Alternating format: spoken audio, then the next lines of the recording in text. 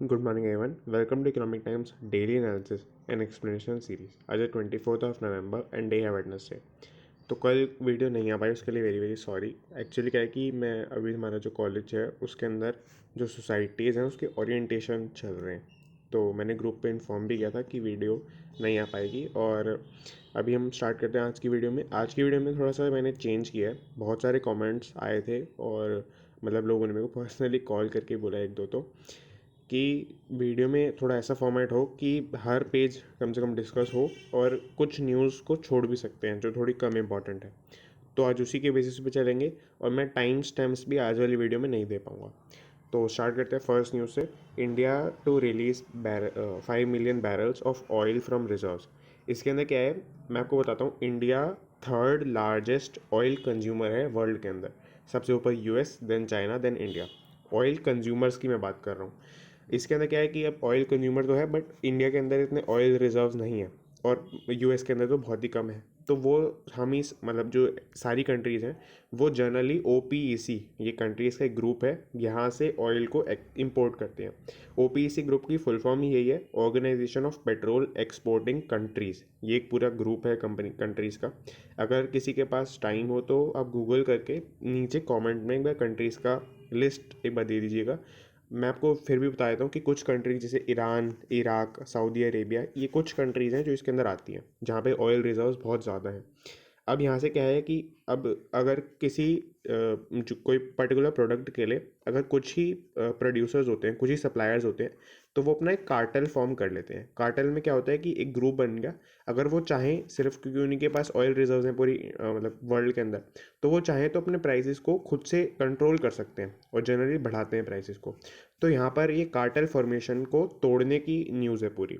अब हुआ क्या, ये कार्टेल बन गया यहाँ पर। और जो मतलब पर बैरल जो प्राइस है क्रूड ऑयल का, वो $80 पर बैरल तक पहुँच गया था। अब यहाँ पर क्या है कि इसमें यूएस ने सबसे पहले क्या किया, यूएस के पास और इंडिया के पास, जनरली हर कंट्री के पास अपने कुछ ऑयल रिजर्व्स होते हैं जो छुपा के रखे होते हैं। मतलब ऐसा छुपाए नहीं होते बट वो अनटैप्ड होते हैं, उनको यूज़ नहीं किया होता है, उनको स्ट्रेटेजिक रिजर्व्स बोलते हैं। अब यहाँ पर यूएस ने अपने इतने मतलब अब वो यूएस अपने स्ट्रेटेजिक रिजर्व्स को निकाल रहा है और प्लानिंग उसकी है कि 50 मिलियन बैरल्स वो रिलीज़ कर लेगा जो उसने अभी एक तरीके से बचा के रखे हुए थे। इंडिया ने भी यही किया। इंडिया ने 5 मिलियन बैरल्स अभी ऑर्गेनाइज किए हैं, मतलब अपने उससे वो निकालेंगे स्ट्रेटेजिक रिजर्व से। तो ये हुआ यहाँ पर। इसका डायरेक्ट इम्पैक्ट क्या पड़ेगा कि जो ओपेक कंट्रीज़ हैं या ओपेक प्लस कंट्रीज़ हैं, ओपेक प्लस कंट्रीज़ का मीनिंग वो है कि जो ओपेक कंट्रीज़ के अंदर नहीं है बट वो भी क्रूड ऑयल सप्लाई करती हैं। दोनों ही जो ग्रुप्स हैं ये अपने ऑयल प्राइसेस को कम कर देंगे क्योंकि इनसे कोई लेगा नहीं कुछ टाइम के लिए। तो अगर डिमांड कम हो जाती है तो प्राइसेस फॉल करते हैं। तो उस तरीके से यहाँ पे होगा। The release from the US strategic reserves, one of the biggest ever, will start hitting the market in mid to late December. तो ये आपको समझ में आ गया होगा। 15 दिसंबर के आसपास ये कह रहे हैं कि उसके बाद से मार्केट में प्राइसेस कम होने लग जाएंगे। तो हमने पूरा डिस्कस कर लिया। अगर आपको इसके अंदर कोई भी डाउट हो तो आप नीचे कमेंट कर सकते हैं। और अगर आप एक बारी के लिए पॉज लेना चाहें तो आप ओपेक कंट्रीज़ को प्लीज़ कमेंट कर दीजिएगा नीचे, किसी को बेनिफिट हो सकता है उससे। नौ सेकेंड न्यूज़ पे, कैथरीन टाई यूएस टीआर है, मतलब ये यूएस की ट्रेड रिप्रेजेंटेटिव हैं। जैसे इंडिया के अंदर एक मिनिस्ट्री है, ministry of commerce and trade, उसके मतलब जो सबसे हेड पर्सन है, जो मिनिस्टर हैं उस मिनिस्ट्री के, वो हमने उसकी पहले बात की हुई है, पीयूष गोयल। तो वैसे ही ये उसी पोजीशन पे हैं लगभग कैथरीन ताई यूएस के अंदर।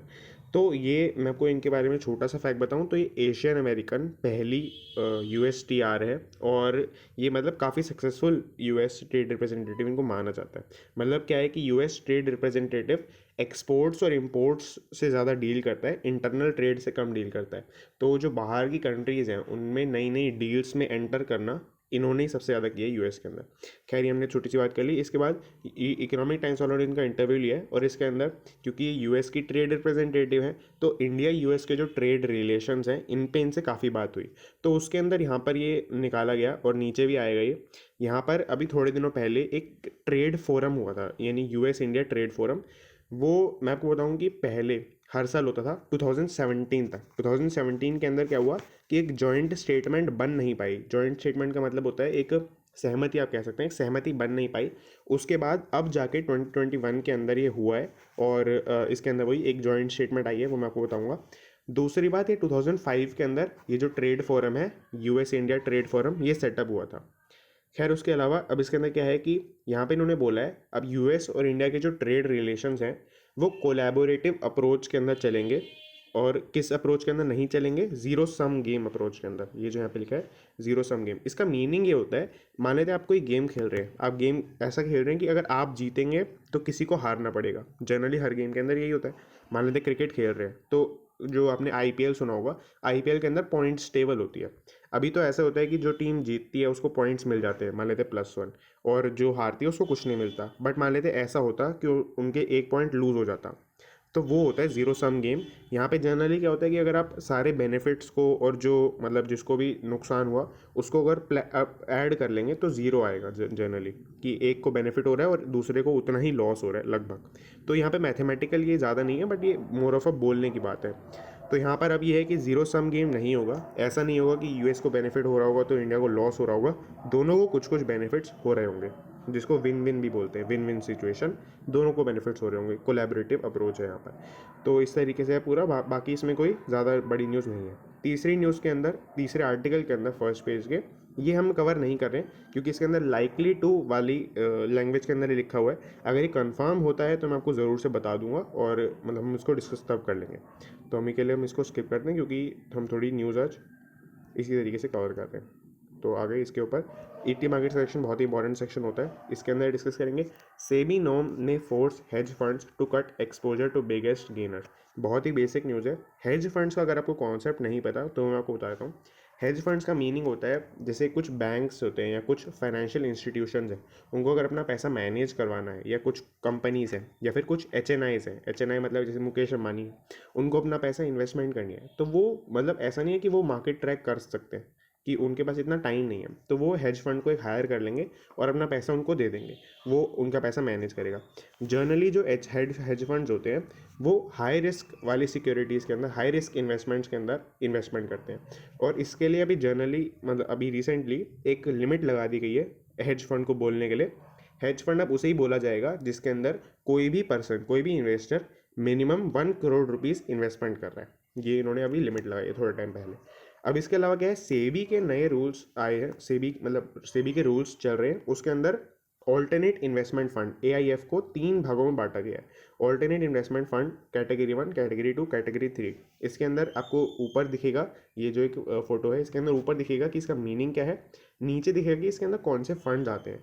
तो अभी जो हम हेज फंड देख रहे हैं वो यहाँ पर कैटेगरी 3 के अंदर आता है, और इसके साथ आता है आपका private investment in public equity fund. इसको हम अभी के लिए छोड़ देते हैं।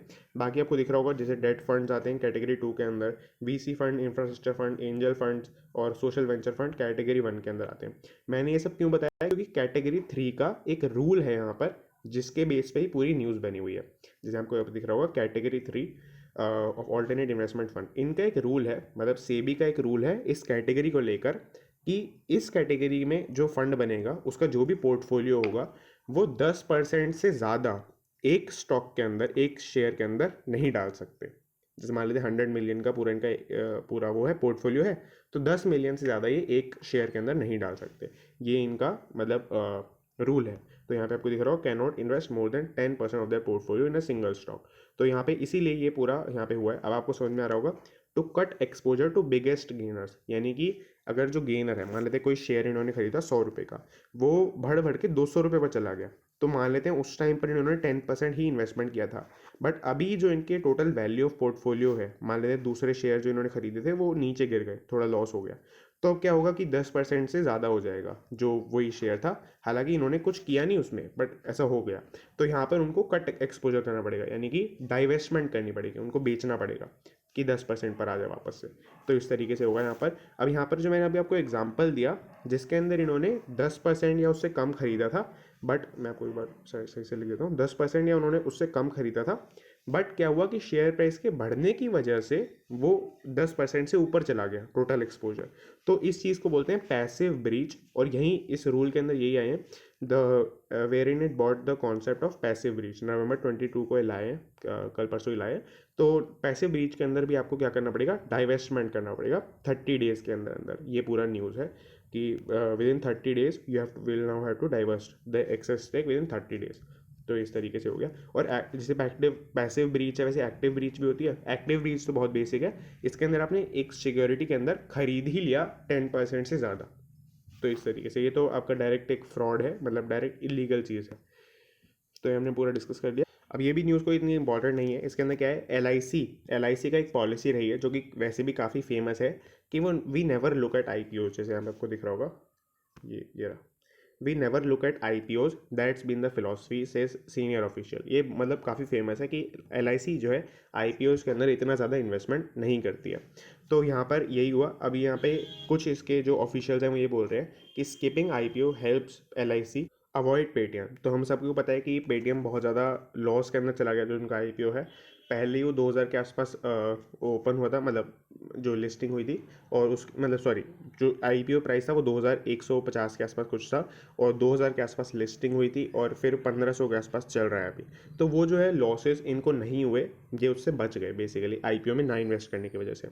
बाकी इसके अलावा कंपनी ने अपने इन्वेस्टमेंट्स के ऊपर 30,000 करोड़ का प्रॉफिट किया after gaining 37,000 crore in financial 21। The giant has made, अच्छा मतलब ये पिछले साल तक इन्होंने पूरे साल में 37,000 करोड़ कमाए थे, और इस साल में जो इन्वेस्टमेंट से इन्होंने गेन किया है अक्टूबर तक में ही 30,000 करोड़ कर लिया है, जो कि काफ़ी पॉजिटिव फिगर्स है।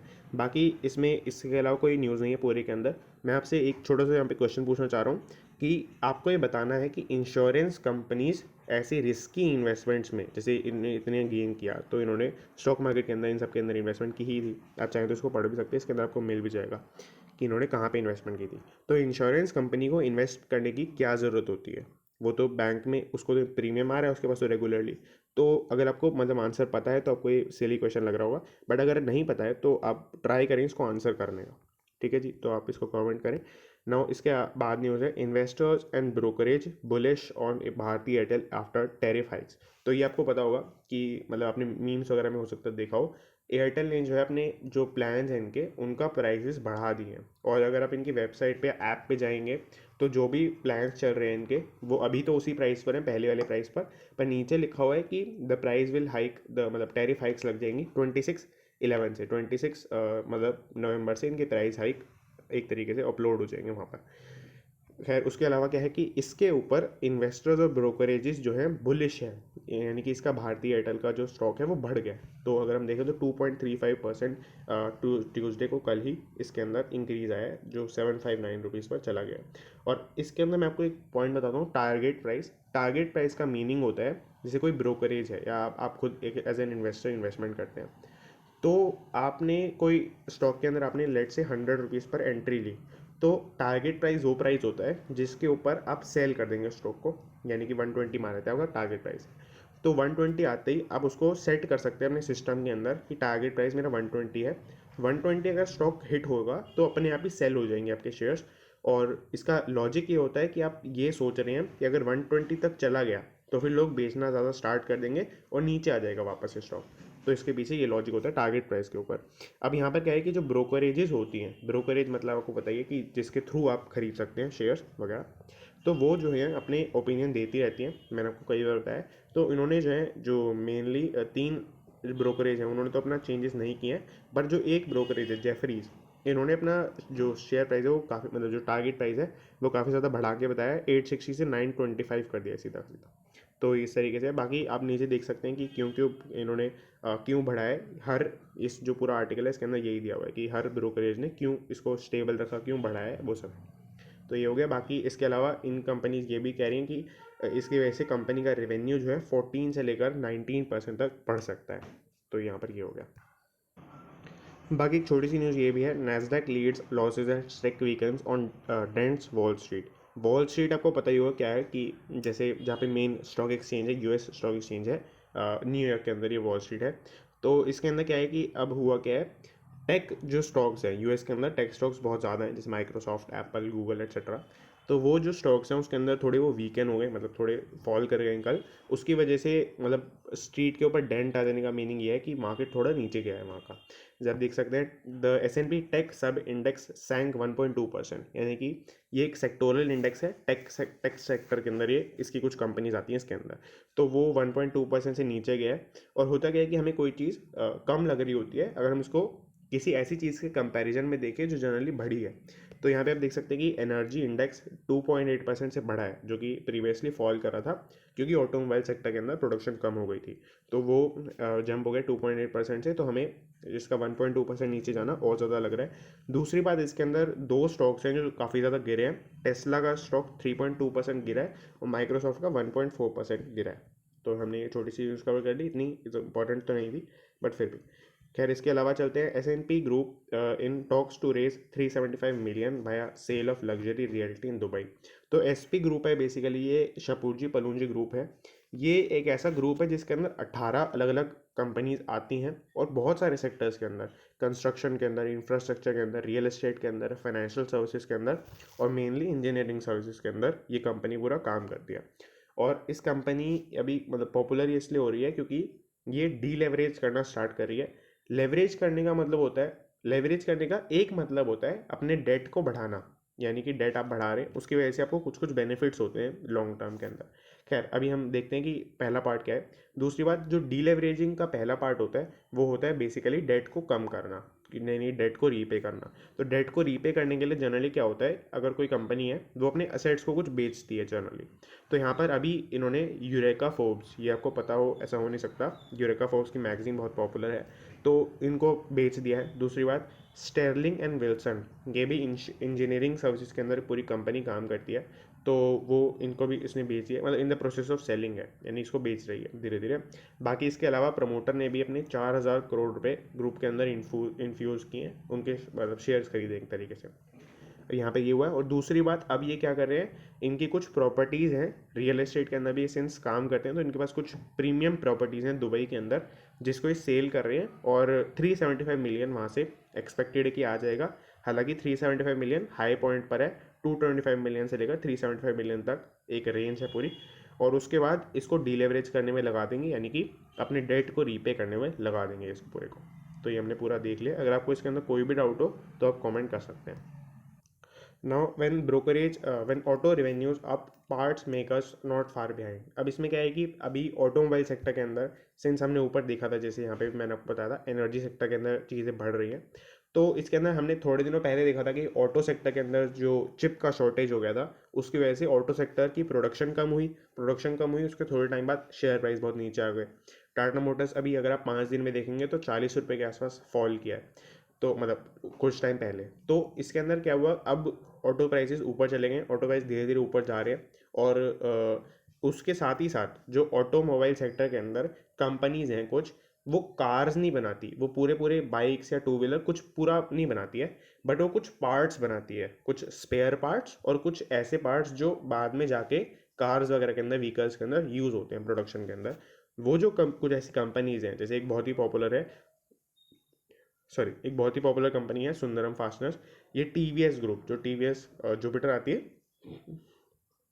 सॉरी, TVS जो ग्रुप है उसके अंदर की ही एक कंपनी है, तो सुंदरम फास्टनर जैसे काफ़ी पॉपुलर है। बाकी भी अगर आपको पता हो तो वो सब कंपनीज और जो पार्ट्स बनाती हैं, तो उनके स्टॉक प्राइसेस भी ऊपर गए हैं काफ़ी ज़्यादा। जैसे यहाँ पे आप देख सकते हैं कि 10% सुंदरम फास्टनर से बढ़ा है, बाकी 45% तक भी कुछ स्टॉक्स बढ़े हैं। तो ये सब जो चीज़ें हैं वो देख सकते हैं। बाकी मैंने जो पहले बताया कि अभी कुछ टाइम पहले ही, 1 हफ्ते 2 हफ्ते पहले ही ऑटोमोबाइल सेक्टर बहुत ही नीचे जा रहा था, तो उसका भी रिजल्ट यही है कि जैसे आप देख सकते हैं 21% तक गिरा भी है ये स्टॉक, एक महीने के रिटर्न देखेंगे। और बाकी भी कोई जो बढ़े हैं, इसके अलावा ज़्यादा कोई नहीं बढ़ा है, इसके अलावा इन दोनों के अलावा जैसे आप देख सकते हैं 0.5%, 4.25%, -8.6। तो मतलब वही है कि कुछ टाइम पहले तक ऑटो सेक्टर के अंदर फॉल चल रहा था, और अभी जो प्रोडक्शन ऊपर गया एकदम से, तो उसकी वजह से ऑटोमोबाइल सेक्टर के अंदर कंपनीज और पार्ट्स वाली कंपनीज दोनों ऊपर जा रही है। तो ये हमने पूरा यहाँ पर देख लिया। अब चलते हैं स्मार्ट इन्वेस्टिंग वाले पेज के ऊपर। ना, ये काफ़ी अच्छी न्यूज़ है। Domestic funds gross outflow hits a record of 1.1 LCR इन अक्टूबर। इसके अंदर क्या है, देखो, जो फंड्स हैं आप क्या कर सकते हैं, अब बाहर अगर आपको इन्वेस्टमेंट करनी है तो जनरली अभी तक क्या था कि आप फंड्स के थ्रू ही इन्वेस्टमेंट कर सकते थे। अब तो काफ़ी सारे ऐप्स आ गए हैं। एक जो बहुत पॉपुलर है वो IND मनी, उसके अंदर आप डायरेक्टली इन्वेस्टमेंट कर सकते हैं US स्टॉक्स के अंदर। बट वो पेपर्स के ऊपर है। रियलिटी के अंदर उन्होंने भी अपना एक फ़ंड बनवाया हुआ है, वो एक फ़ंड मैनेजर के साथ उसको मैनेज करते हैं और उसी के थ्रू वो इन्वेस्टमेंट होती है। खैर उसके अलावा अब ये क्या है कि जो फ़ंड के थ्रू पहले इन्वेस्टमेंट होती थी, डोमेस्टिक फ़ंड यानी कि इंडिया के अंदर जो फ़ंड काम करते हैं, बट वो ग्रॉस आउटफ्लो यानी कि इंडिया के अंदर काम तो करते हैं बट इन्वेस्टमेंट बाहर करते हैं। जो मैंने आपको फंड ऑफ फंड्स का कॉन्सेप्ट बताया था, यानी कि एक ऐसा फंड है, ये एक फंड है मान लेते हैं, जिस ये है तो इंडिया के अंदर, इंडिया की इसकी वो कह सकते हैं कि मतलब इंडिया की कोई कंपनी का ही फंड है, तो इंडिया के लोग इसके अंदर इन्वेस्टमेंट करेंगे। बट ये आगे कुछ ऐसे फंड्स के अंदर इन्वेस्टमेंट करेगा, ऐसे फंड्स के अंदर जो फिर आगे जाके US स्टॉक्स को खरीदते हैं, या जो मतलब बाहर के स्टॉक्स को खरीदते हैं, यूरोपियन मार्केट, ऑस्ट्रेलियन मार्केट, इस तरीके से जाते हैं। तो ये जो पूरा आप कह सकते हैं इन्वेस्टमेंट का तरीका है, व्हीकल है, इसके अंदर रिकॉर्ड इन्वेस्टमेंट्स अभी तक हो गई हैं 1.1 लाख करोड़ टच करके है बेसिकली। यहाँ पे आपको दिख रहा हो gross selling by MFs in secondary markets, तो जो मतलब आप कह सकते हैं कि बाहर के मार्केट्स हैं जो बेसिकली, तो उसके अंदर रिकॉर्ड इन्वेस्टमेंट्स हो गई 1.1 लाख करोड़ की। The gross outflow of the domestic mutual fund in the secondary market rose, ये भी हमने देख लिया पूरा, वही बात लिख के वापस से। बाकी इसके अलावा ये है कि हमने जो इसके थ्रू आपको इन्वेस्टमेंट का एक्सपोजर मिल रहा है, वो मिल रहा है इक्विटी के अंदर, मतलब बाहर के स्टॉक्स के अंदर, उसके इंडेक्सेस के अंदर, जैसे S&P हो गया, डाउ जोन्स हो गया, वो सब। अच्छा, आपको यहाँ पे कमेंट करना है कि जैसे हमने US के इंडेक्सेस हमें पता है, जैसे आपके डाउ जोन्स हो गया, S&P 500 हो गया। ऑस्ट्रेलिया का जो मार्केट है उसके क्या क्या इंडेक्सेस हैं, वो 2 इंडेक्स आपको बताने हैं कमेंट करके। बाकी उसके अलावा ETF है और बैलेंस फंड्स हैं, ये इसके अंदर हो गए। बैलेंस फंड्स के अंदर क्या होता है, डेट और इक्विटी के अंदर जनरली सेम अमाउंट के अंदर, सेम रेशो के अंदर इन्वेस्टमेंट हो रहा होता है, 1:1, 0.8:1, इस तरीके से ना। इसके अलावा यहाँ पे देखा गया कि SIP के थ्रू सबसे ज़्यादा इन्वेस्टमेंट हो रही है बाहर के अंदर, क्योंकि एक फ़ंड है तो फंड के अंदर आप SIP भी करवा सकते हैं।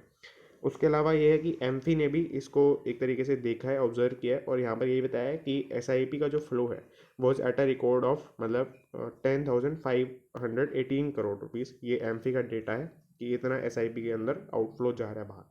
तो ये हमने पूरा देख लिया। अगर आपको इसके अंदर कोई भी डाउट हो, वैसे ही ईजी न्यूज़ है, अगर आपको कोई भी डाउट हो तो आप कमेंट कर सकते हैं।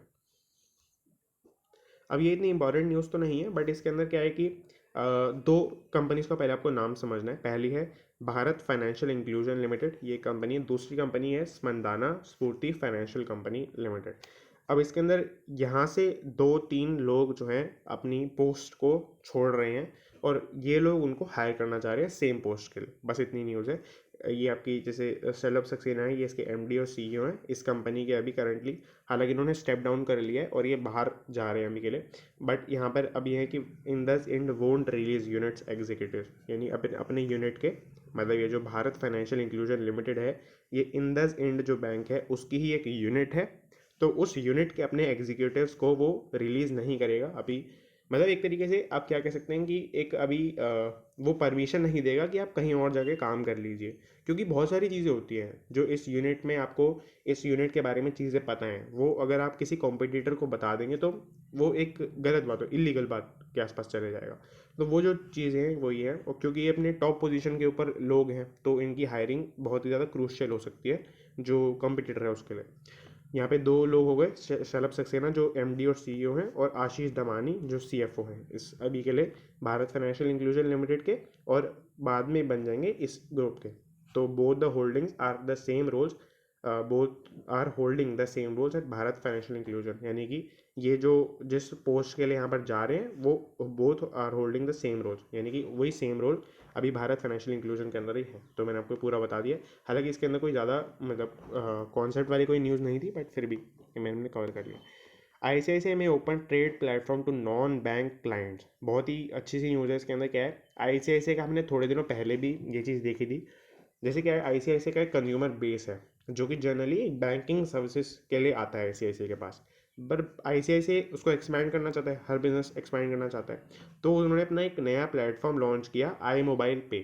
ये पेमेंट बेस्ड एक प्लेटफॉर्म है पेटीएम वगैरह की तरह, बट इसके अंदर क्या है कि आप एज अ कंज्यूमर बन सकते हैं ICICI के डायरेक्टली ऐप के थ्रू, और आप उसके अंदर ही डिपॉजिट कर सकते हैं, लोन ले सकते हैं, वो सब जो बैंक वाला काम है वो आप डायरेक्टली इसके थ्रू कर सकते हैं, बट वो करना कोई कंपल्जन नहीं है। तो यहाँ पर ये हमने देखा कि आई मोबाइल पे अभी थोड़े दिनों पहले ही लॉन्च हुआ है, और इसके यहाँ पे तो न्यूज़पेपर के अंदर तो लिखा है 4.5 मिलियन डाउनलोड्स, बट अगर आप इसे प्ले स्टोर पर सर्च करते हैं तो 10 मिलियन प्लस डाउनलोड्स इसके हो चुके हैं। तो इस तरीके से तो ये काफ़ी अच्छा रेट है। दूसरी बात, अब ये एक और प्लेटफॉर्म लॉन्च कर रहे हैं ट्रेडिंग सर्विसेज के लिए, इन्वेस्टमेंट वगैरह करने के लिए, जैसे आपकी ब्रोकरेज, बेसिकली ब्रोकरेज बनने के लिए, ट्रेड इमर्ज करके ये इनका एक प्लेटफॉर्म है जिसके थ्रू आप ट्रेडिंग भी कर पाएंगे।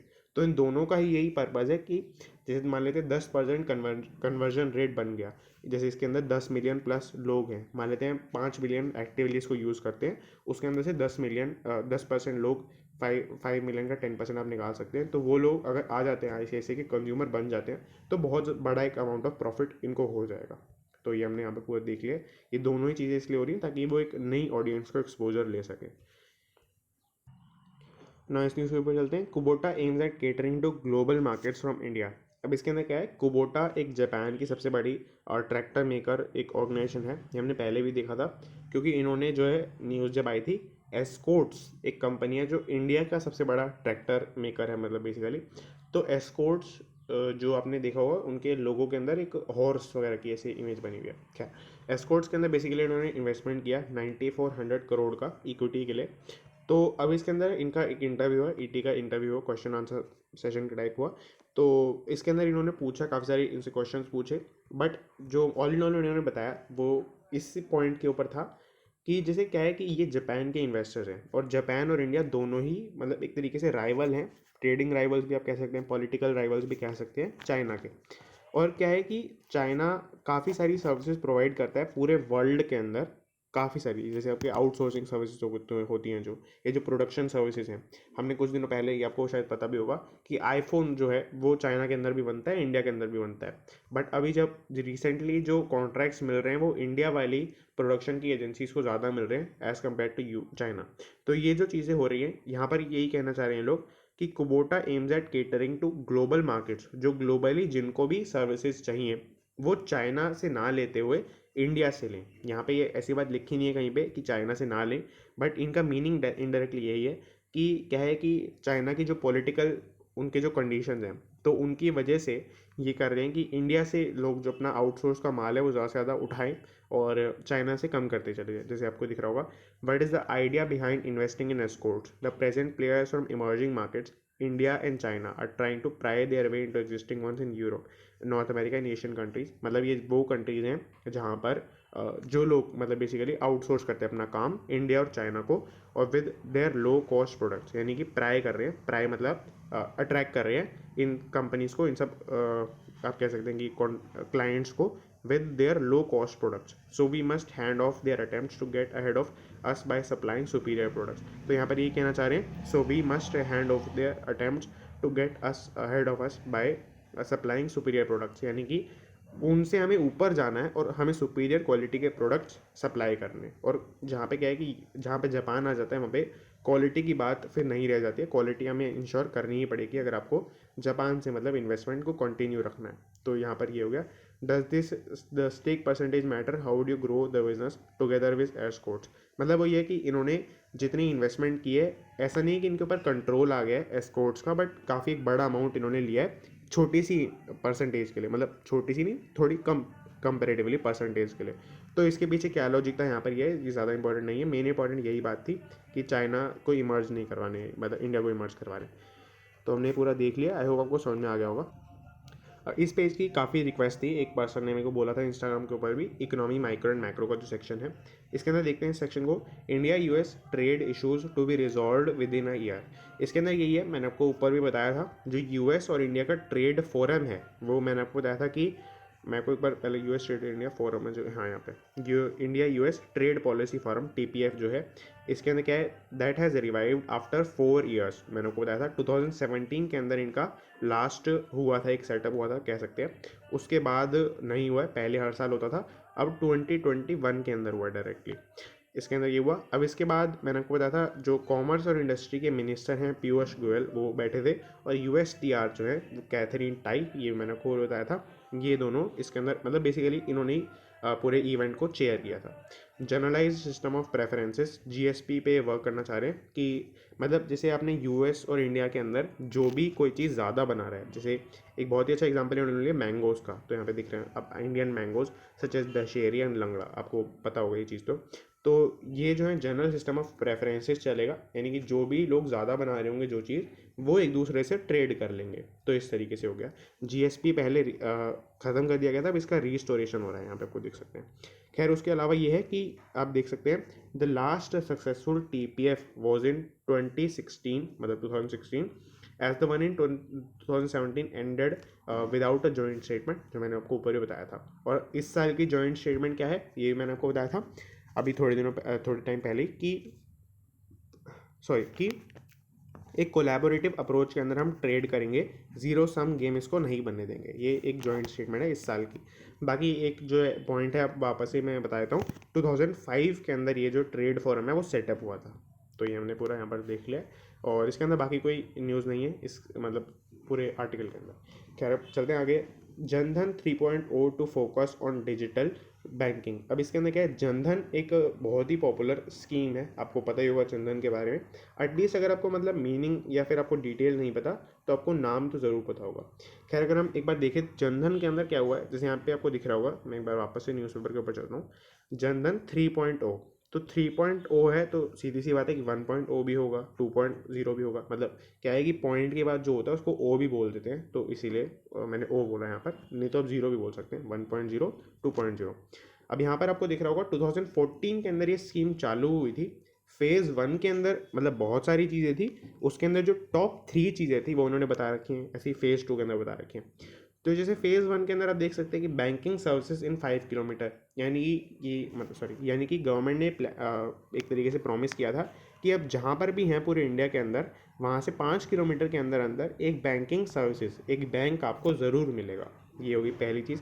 दूसरी चीज़, अकाउंट फॉर एवरी फैमिली, एक अकाउंट हम बनवा के देंगे जिसको JYPD अकाउंट भी बोलते हैं। JYPD अकाउंट के अंदर नो मिनिमम बैलेंस, इसके अंदर मैं आपको एक दो चीज़ें और बता देता हूँ, आपको इसके अंदर कोई मिनिमम बैलेंस की रिक्वायरमेंट नहीं है।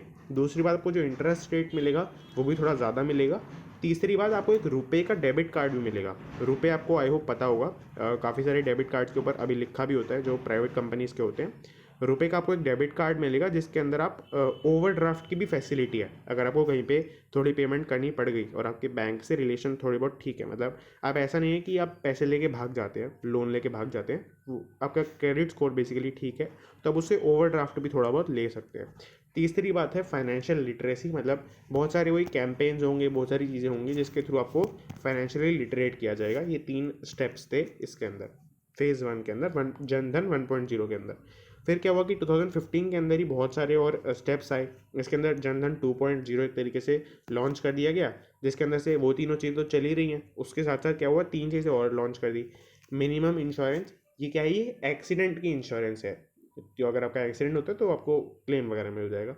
पांचवा पॉइंट है क्रेडिट गारंटी फंड। इसके अंदर क्या है कि अगर आपके मतलब उसके अंदर आपके जैसे कोई गांव है, एक तरीके से गांव के अंदर कोई पर्सन लोन लेता है तो उसकी क्रेडिट की गारंटी हो जाएगी, वो बैंक देगा। उसके अंदर किस बेस पे देगा, जो पूरे गांव ने आपकी डिपॉजिट करा रखी है अपने अकाउंट्स के अंदर, उसके ऊपर देगा क्रेडिट गारंटी। ये दूसरी पांचवी चीज़ हो गई एक तरीके से। और जो नई चीज़ आई, तीसरी चीज़ है, वो ये पेंशन ट्रांसफ़र। इसके अंदर क्या होगा, जैसे आपके गांव के अंदर जो ये वाले अकाउंट्स खुले, JYPD अकाउंट्स, पेंशन भी इन्हीं अकाउंट्स के अंदर ट्रांसफ़र कर दी जाएगी। तो काफ़ी एक सेंट्रलाइज सिस्टम बन गया पेंशन ट्रांसफ़र करने के लिए भी। तो ये हमने पूरा यहाँ पर देख लिया। बाकी मैंने आपको एक्सीडेंट इंश्योरेंस कवर भी बता दिया, ओवरड्राफ्ट फैसिलिटी भी बता दिया। अब ये दोनों हो गए, 1.0 हो गया, 2.0 हो गया। अब आया 3.0, अभी जो आया है। अब इसके अंदर क्या बता रहे हैं, अब आपको मैं न्यूज़पेपर के अंदर ले आया हूँ। इसके अंदर focus on digital door step banking. तो पहली बात तो ये है कि डिजिटली सारी चीज़ें होने लग जाएंगी अब। और दूसरी बात, डोर स्टेप बैंकिंग इतना कोई ज़्यादा नहीं है। डोर स्टेप बैंकिंग का लिटरल मीनिंग तो ये है कि आप बैंकिंग सर्विसेज को आप बेसिकली डोर स्टेप पे जाके प्रोवाइड करने लग जाएं। बट ये कोई इतना फीजिबल है नहीं मॉडल, और आप नीचे देखेंगे इसके बारे में ज़्यादा बात की भी नहीं हुई है।